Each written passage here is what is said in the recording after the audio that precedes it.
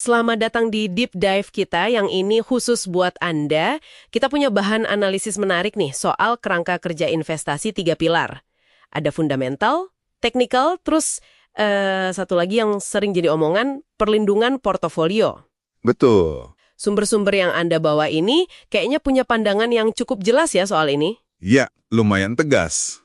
Oke, jadi misi kita sekarang ini ya, bukan cuma ngerti apa itu fundamental, apa itu technical, tapi lebih ke kenapa gitu. Kenapa gabungin itu sama dana darurat yang kadang dianggap uang tidur, justru jadi kunci strategi investasi yang kuat. Kayaknya banyak yang bingung di sini nih.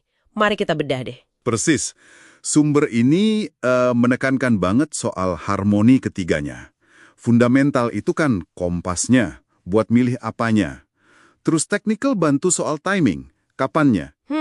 Tapi yaitu tanpa fondasi keuangan pribadi yang kokoh, terutama dana darurat, 2 pilar tadi itu bisa goyang pas ada badai. Gitu intinya. Oke. Kita mulai dari yang pertama ya. Pilar 1, analisis fundamental. Ini kan soal gali-gali isi perusahaan ya. Nyari nilai aslinya bukan cuma lihat harga di pasar. Betul sekali. Kita itu kayak membedah laporan keuangan, laba rugi, neraca, arus kas, buat baca cerita kesehatan finansialnya. Tapi, jangan cuma lihat angka besarnya aja. Catatan atas laporan keuangan. Nah, itu penting banget. Sering detail krusial justru adanya di situ. Kayak rincian utang, atau transaksi aneh, resiko bisnis yang nggak kelihatan langsung. Oh gitu ya. Detail di catatan kaki itu ya. Terus, ada juga rasio-rasio kan. Kayak PI rasio. Sering dengar tuh. PI rendah artinya bagus, murah.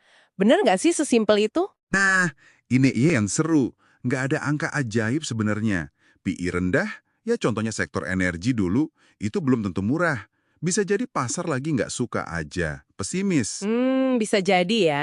Sebaliknya, PI tinggi di teknologi, itu bisa jadi tanda optimisme pasar soal pertumbuhannya.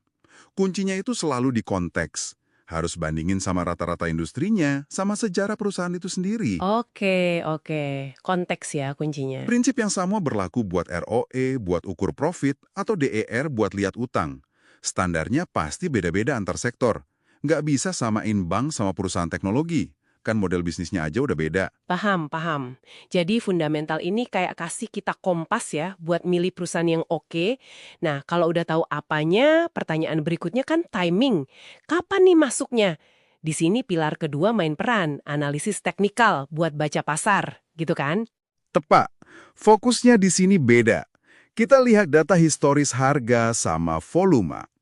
Grafik lilin atau candlesticks itu populer karena visualnya informatif banget. Harga buka, tutup, tertinggi, terendah, kelihatan semua dalam satu lilin. Iya, sering lihat itu. Terus ada indikator kayak moving average, MA. Itu bantu lihat tren. Gampangnya kalau harga gerak di atas garis MA-nya, yaitu sinyal tren lagi naik, lagi bullish. Oke. Ada lagi indikator momentum, misalnya RSI, Relative Strength Index. Ini buat ngukur seberapa cepat harga berubah. Kalau RSI udah loncat ke atas 70, wah itu sering dianggap pasar udah overbought, kebanyakan yang beli. Potensi turun. Oh, jenuh beli ya istilahnya. Iya. Sebaliknya, kalau di bawah 30, itu oversold, jenuh jual. Mungkin ada potensi harga mantul lagi, rebound. Bahkan ada studi di BI yang disebut sumber Anda, nunjukin akurasi sinyal RSI ini bisa lumayan tinggi loh buat saham tertentu. Wah, oke. Jadi technical ini bantu timing ya. Sip. 2 pilar udah nih. Sekarang pilar ketiga, yang ini nih, sering bikin galau investor. Perlindungan portofolio pakai dana darurat.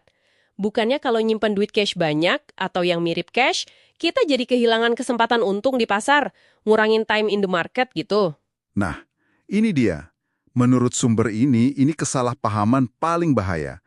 Dana darurat idealnya kan 6-12 bulan pengeluaran ya. Itu bukan biaya atau kesempatan hilang. Justru itu kayak polis asuransi buat strategi investasi kita.